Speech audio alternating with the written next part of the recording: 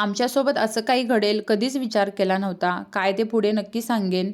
त्या अगोदर आम्ही शॉपिंगसाठी पुण्यामध्ये निघालेलो होतो. म्हटलं मेट्रोने जाऊया, कारण आमच्यासोबत मौरी आणि वाघमीसुद्धा होती. त्यामुळे मेट्रो हा सेफ जर्नी वाटते मला तरी.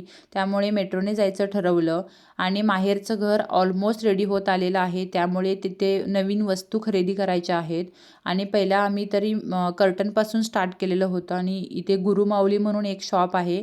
तिथे खूप छान होलसेल दुकान आहे आणि खूप छान छान व्हरायटीज आणि कलरसुद्धा आहेत आणि रिजनेबल रेटसुद्धा आहे तिथे. त्यामुळे तिथे घ्यायचं. तुळशीबागेमध्ये गेली की मी नक्की या फुलांच्या मार्केटमध्ये जाते. घेणं का होत नाही, पण तिथे ज्या व्हरायटीज असतात त्या पाहायला खूप छान वाटतं आणि तिथे जो वास सुटलेला असतो मोगऱ्यांचा ते घ्यायला तर मी नक्की जाते तिथे. त्यानंतर मग सिलेक्शन केलं कर्टनांचं आणि ते घेतलं आणि आम्हाला ज्वेलरीची शॉपिंग करायची होती, कारण लवकरच आमच्या नवीन घराची वास्तुशांती आहे. त्यामुळे ही सगळी खरेदी सुरू आहे.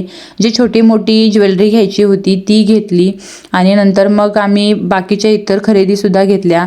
आणि इथे काकांना फ्लोअर मॅट खूप स्वस्त दरामध्ये विकत होते, तर तिथून फ्लोअर मॅटसुद्धा घेतले आणि ज्या काही बँगल्स वगैरे घ्यायचे होते, क्रॉकरीज घ्यायच्या होत्या त्या घेतल्या. आणि झालं असं की आम्ही जिथे गाडी पार्क केली होती आणि तिथे नो पार्किंग असं बोर्डसुद्धा नव्हता, पण तिथून गाडी कशी उचलली आम्हाला कळलं नाही.